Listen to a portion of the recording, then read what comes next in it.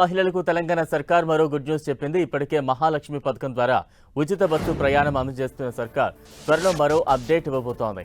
రానున్న రోజుల్లో ఆధార్ కార్డు అవసరం లేకుండా మహిళలకు ఉచితంగా స్మార్ట్ కార్డులను జారీ చేయనుంది. చిప్ ఆధారిత స్మార్ట్ కార్డుల వ్యవస్థను అందుబాటులోకి తీసుకొస్తున్నట్టు ఆర్టీసీ ఎండీ నాగిరెడ్డి చెప్పారు. ఆధార్ కార్డు చూపించాల్సిన అవసరం లేకుండానే స్మార్ట్ కార్డుల ద్వారా మహిళల ఉచిత ప్రయాణం చేసేందుకు ఈ విభాగం ఎంతగానో దోహదపడుతుందన్నారు. పెరిగిన రద్దీకి అనుగుణంగా కొత్త బస్సులను ప్రవేశపెడతాం జరుగుతోందన్నారు.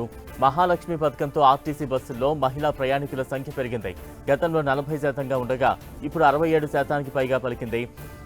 ప్రతిరోజు సగటున 35 లక్షల మందికి పైగా మహిళలు ఆర్టీసీ బస్సులు ఉచితంగా ప్రయాణిస్తూ ఉన్నారు. మహిళలకు జీరో టికెట్ జారీ చేస్తుండగా వీటి టికెట్ల విలువను తెలంగాణ రాష్ట్ర ప్రభుత్వం రీఎంబర్స్మెంట్ రూపంలో ఆర్టీసీకి చెల్లిస్తోంది.